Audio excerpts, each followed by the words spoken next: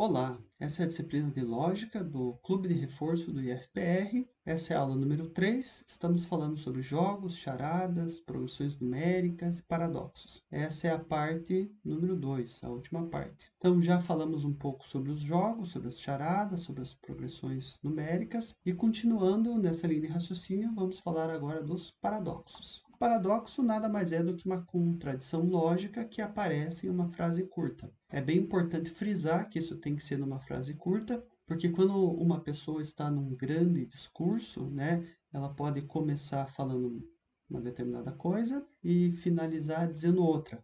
Ou até uma pessoa, quando está inventando uma história, né, um bandido, por exemplo, quando está na delegacia, dizendo como que aconteceu alguma coisa, começa a falar uma coisa, fala muito, muito, muito, daqui a pouco ele se contradiz e diz outra. Então, daí é uma outra questão. Então, o paradoxo aqui é uma contradição numa frase curta, certo? Ou numa ideia curta. Cuidado com os falsos paradoxos. Isso aqui era quase uma charada, uma brincadeira, né? Quando eu era criança, que se perguntava, né? Quem nasceu antes, o ovo ou a galinha? Isso pode parecer um paradoxo, pode parecer uma contradição, mas quando você estuda um pouco sobre o assunto, você descobre que não é um paradoxo, não é uma contradição. Porque do ponto de vista histórico, né, evolutivo, as galinhas vieram dos dinossauros. E os dinossauros já tinham ovos. Então, a resposta para essa charada, essa piada, essa brincadeira, é que na verdade o ovo ele veio antes da galinha. Ele é da época dos dinossauros ainda. Então tome cuidado com os paradoxos.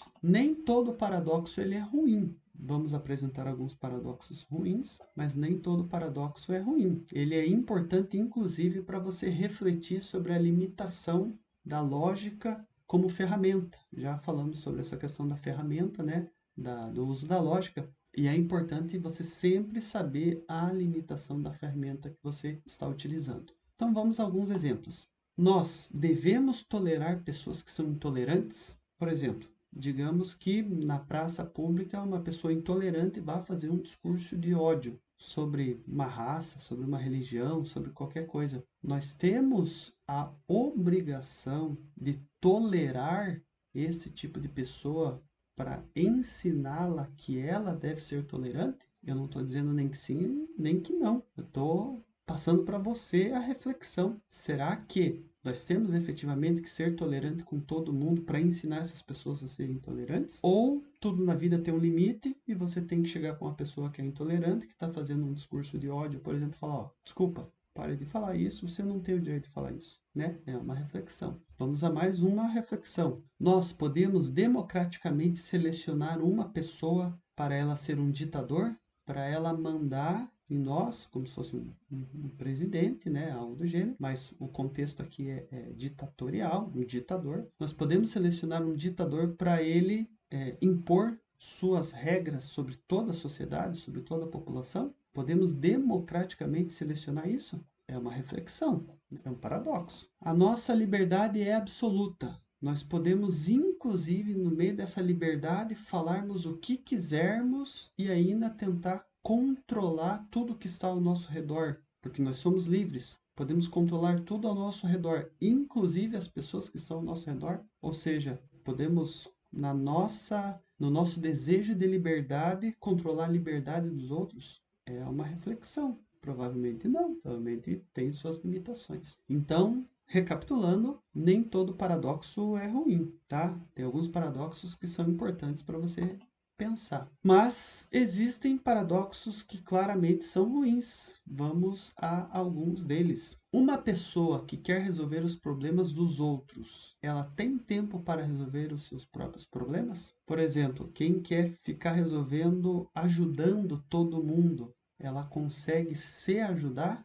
Partindo-se do princípio, né, que existe uma limitação de recursos na nossa vida. O nosso tempo é finito, o nosso dinheiro é finito, o nosso conhecimento é finito. Se você pegar esses recursos e usar eles ao máximo para ajudar os outros, o que te sobra? Obviamente que você tem que tentar ajudar os outros. Sim, claro, com certeza. Mas existe um limite. O próximo. Uma pessoa que quer ter vantagem ao enganar os outros, ela consegue confiar em alguém? É um outro paradoxo, né? A pessoa, por exemplo, que ela quer que as outras pessoas sejam honestas com ela, mas se ela não for honesta ela consegue confiar nos outros? É um tipo de reflexão. Quem quer enganar os outros o tempo todo consegue ter paz de espírito? Será que ela não fica pensando que todo mundo quer enganar ela o tempo todo? Ela consegue, por exemplo, arranjar alguém para casar e ficar ao lado dela pro resto da vida? Ou será que ela tenta enganar também essa pessoa? Ou ela fica com medo que essa pessoa esteja enganando ela e traindo ela o tempo todo? E quando ela tiver filhos, será que ela vai confiar nos filhos? É uma situação complicada. Então, as pessoas que tentam tirar vantagem todo mundo o tempo todo, né? E repare que efetivamente eu estou exagerando na questão todo mundo o tempo todo. A pergunta é: será que ela consegue confiar em alguém? Mais um. Se você for muito rico, e eu não estou colocando aqui cifras, simplesmente imagine a pessoa mais rica que você conseguir imaginar, tá? Se você for muito rico, você consegue qualquer coisa, inclusive ir na padaria comprar pão, ir no mercado comprar um suco, comprar papel higiênico. Você tendo todo o dinheiro, né, que você conseguir imaginar, você consegue ir no cinema assistir o filme que você quiser? Aonde é que está o paradoxo? O paradoxo está que você vai ter tanto dinheiro, que você vai ser tão conhecido, que provavelmente não, você não vai conseguir fazer isso. Pense um cantor, por exemplo, muito rico, muito famoso. Ele não consegue na padaria, ele não consegue no mercado, ele não consegue no cinema. As pessoas vão querer parar ele para conversar, para bater papo, para tirar foto, e ele não vai conseguir realizar a tarefa que ele desejava.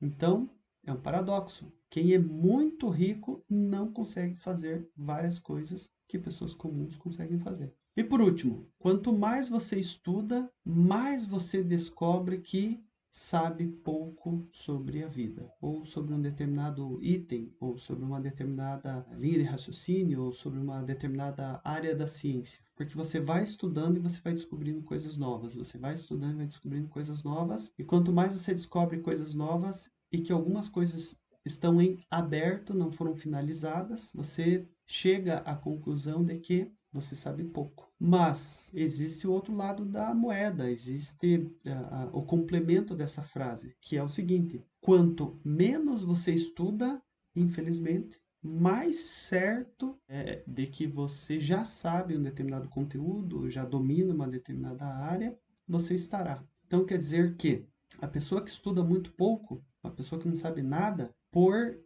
não ter estudado sobre aquele assunto, acha que já sabe tudo sobre aquele assunto. Então, você pode procurar e ver casos muito comuns sobre isso, né? Imagine uma pessoa que nunca estudou política, só que ela viu um, dois, três, quatro YouTubers falando de política, a partir dali ela cria um entendimento baseado naquela informação que foi passada e ela quer discutir política e ela quer falar sobre política e provavelmente vai tomar vários caminhos errados. Imagine uma pessoa que nunca leu a Bíblia e em determinado momento ela quer discutir sobre a Bíblia. Bem, mas se ela nunca leu a Bíblia, como é que ela vai querer discutir sobre a Bíblia? Tem muita coisa na Bíblia que não é direta, não é clara, é uma interpretação. Então, se você lê uma frase da Bíblia, provavelmente vai lhe faltar informação, conhecimento para interpretar aquela frase. Você tem que voltar várias páginas anteriores para entender por que, que aquela frase foi dita, aquele contexto. E em determinados momentos, mesmo lendo a Bíblia, você não vai conseguir ter uma clareza sobre o que a frase queria dizer,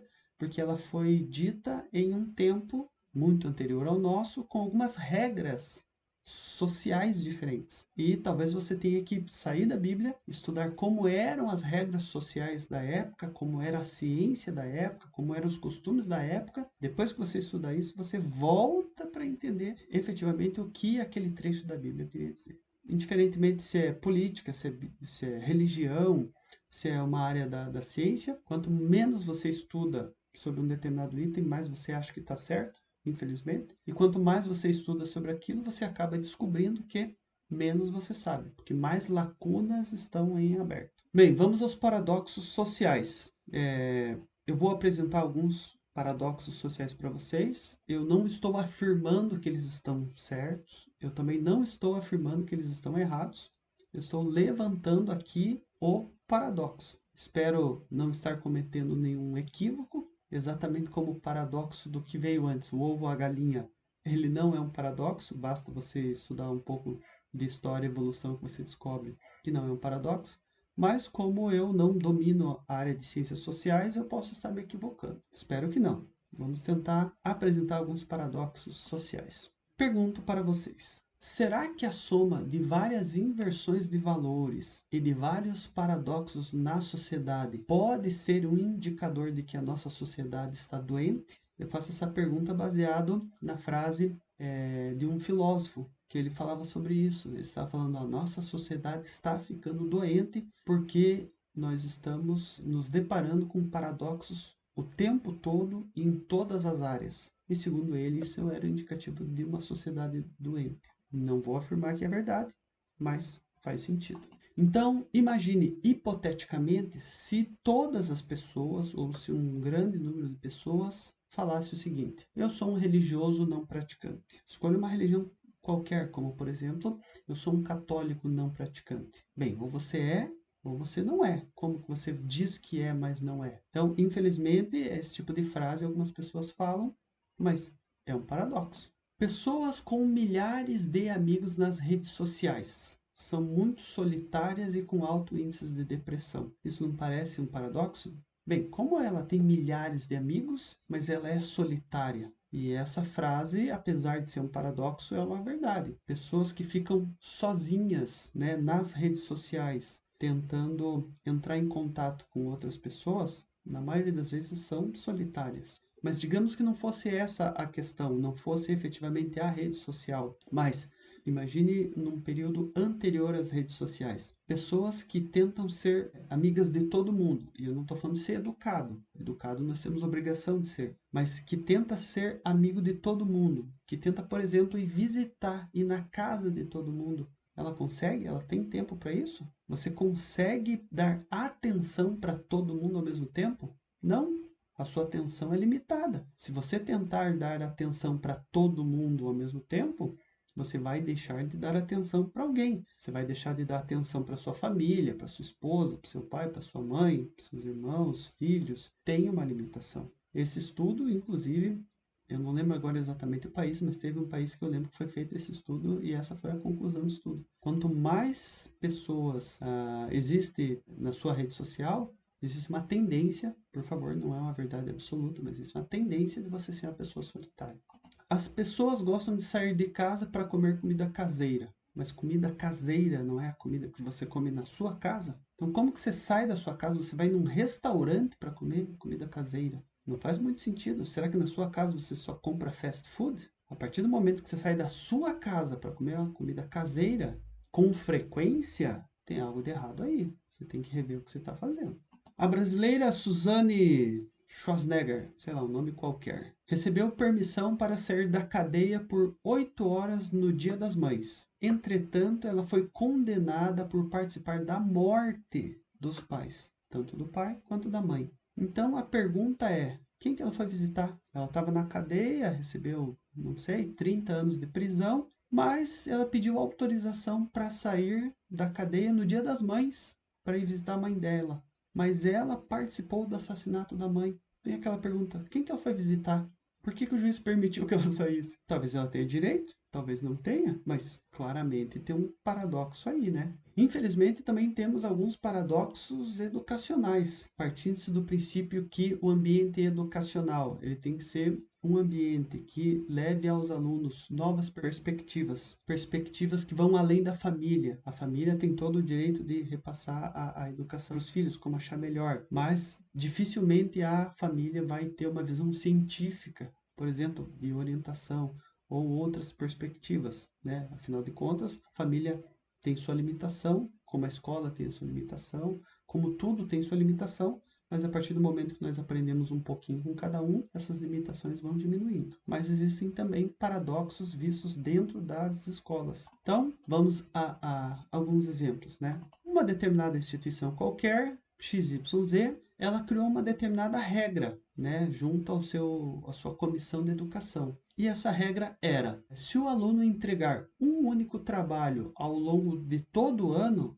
ele automaticamente recebe presença integral, 100% de presença. Mas, se ele não entregar nenhum trabalho, ele recebe 100% de falta. São os extremos. Então, imagine hipoteticamente que a lei nos obriga a fazer no mínimo 2 avaliações por bimestre. Então, ao longo do ano são 4 bimestres. Isso quer dizer que são, no mínimo, por lei, 8 atividades avaliativas. Dessas 8, se ele entregar uma única, por exemplo, a primeira, e nunca mais aparecer na escola, automaticamente ele tem 100% de presença. Faz sentido isso? Infelizmente, a escola, né, que deveria ter toda uma ideia de os professores estudados, dependendo da instituição de ensino, ainda professores com mestrado, doutorado, cria uma regra assim binária. Será que isso não é uma contradição? Será que não daria simplesmente para fazer uma proporção?